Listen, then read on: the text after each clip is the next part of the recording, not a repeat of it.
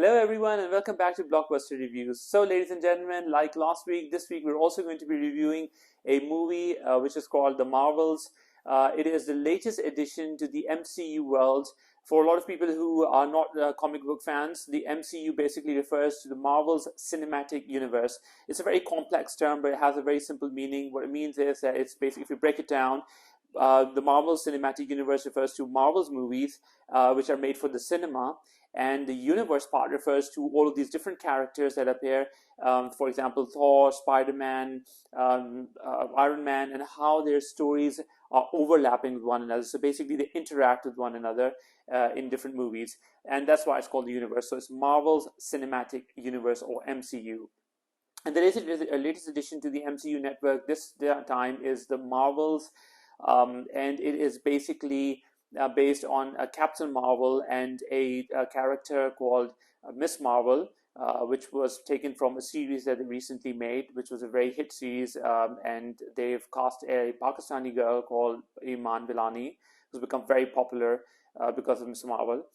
And I am here to tell you that this movie, unfortunately, does not live up to its expectations.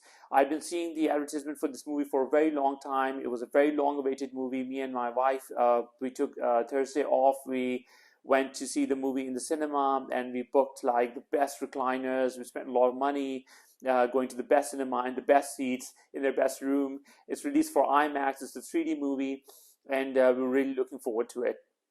And I even bought a separate case of popcorn for my wife, because she keeps plunging into my popcorn. So I told her that this movie requires me to focus on all of my popcorn, so you have to have your own. But unfortunately, when we started watching that 1 hour 45 minutes movie, which is also makes it the shortest MCU movie ever had been made. There have been a total of 33 movies that appear in MCU, the Marvel Cinematic Universe. And this is the shortest one, only 1 hour 45 minutes, which also includes the credits that come in the end. So you could say it's about like 1 hour 35 minutes or 1 hour 40 minutes, something like that. But unfortunately, it was actually quite boring to sit through. I found that the jokes were not that funny. They were just struggling with the plot a little bit. The screenplay was very weak. The villain was not very, very captivating. And it just kind of lacked that lackluster, it just didn't have that power, this movie. So unfortunately, I'm here to tell you that the movie is probably one of the most disappointing MCU movies that you're going to see. They have in a total of, as I mentioned, 33 movies. And this list is based on the gross of all of these movies. So 33 is The Marvels, which is the last movie which has been released and has also absolutely bombed at the box office. The movie made a total of $77 million at the US box office and $110 million worldwide, bringing the total to $187 million globally. The production cost of the movie was $273.8 million, out of which $55 million were written off or subsidized because parts of the movie were shot in the UK. And the break-even of the movie is $439.6 million.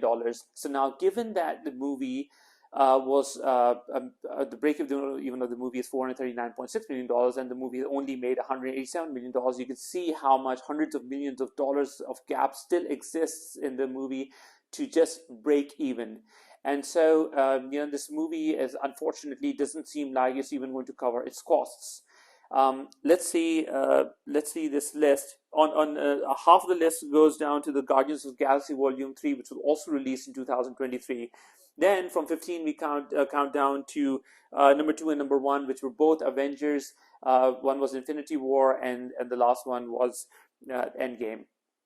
And these were the highest grossing movies. Now let us look at a comparison of these movies to see how the Marvels is doing in comparison to the rest of the movies in the MCU. The graph would have been too complicated if I had put all of the movies, so I just took Marvels. Number 2, I took The Incredible Hulk, which is on number 32, and I took Endgame. So we're doing a comparison of only these three movies. The blue line is Endgame. You can see how it's made more than $800 million at the US box office. These figures are all for the US box office because that's the market that really matters the most. And the red line shows the Incredible Hulk, and the yellow line shows the Marvels. So now you can see the comparison. The blue line is just really, really doing very well in the beginning 1 or 2 weeks, and then it flattens out, but it stays there.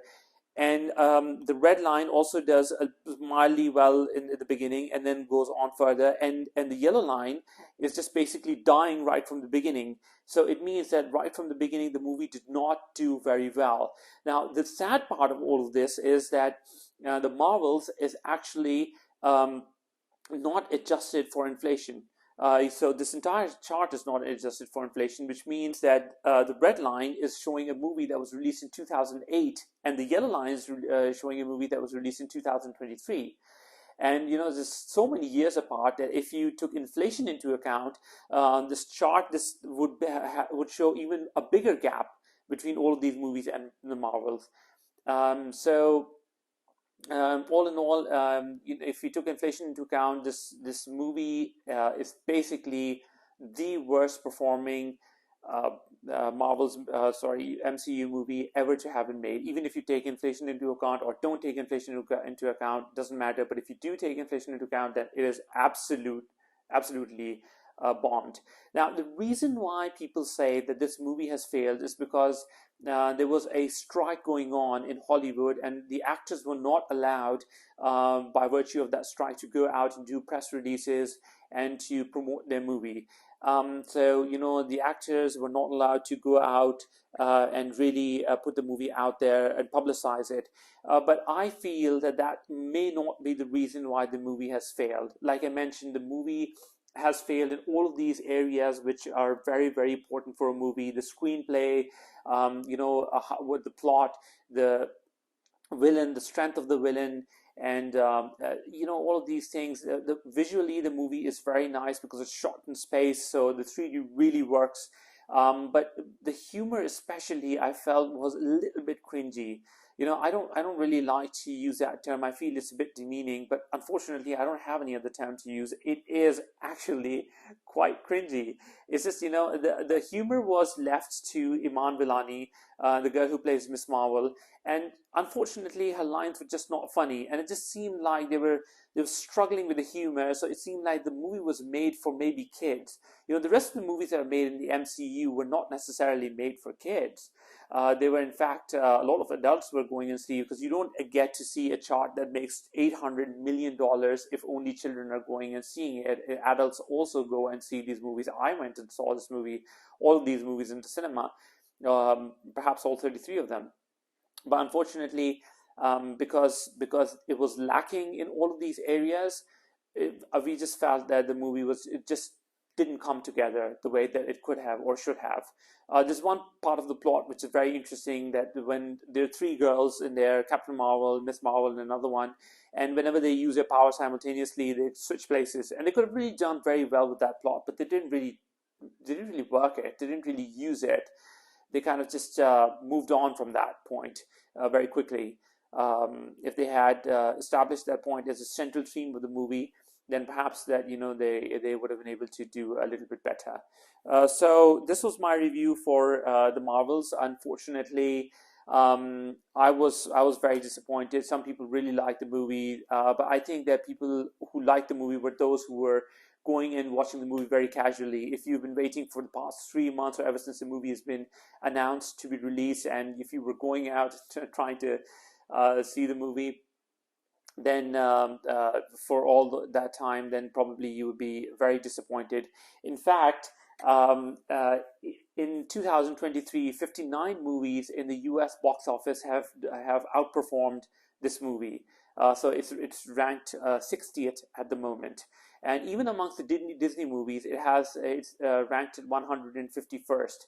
And amongst the global movies, all-time domestic box office record, sorry, not global, but US box office record, but of all time, this movie is on 1,110th ranked. So you can imagine how it fares with the rest of the movies. Yes, sure, the movie is still running in the cinemas, but given the chart, it's we can see that it's already dying out.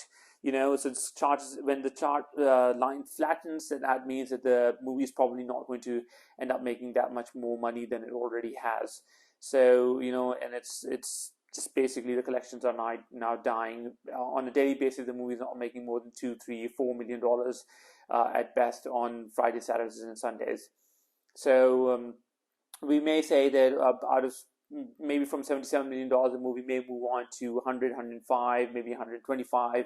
But in the grand scheme of things, that's nothing in comparison to MCU or some of the other global releases that came out. Even drama movies have performed better than this movie.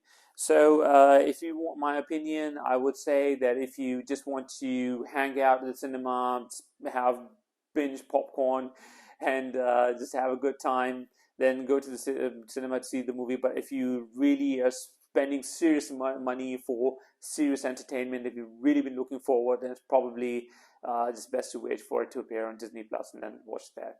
Thank you very much, ladies and gentlemen. Till we see you for the next time. Have a great day. Thank you.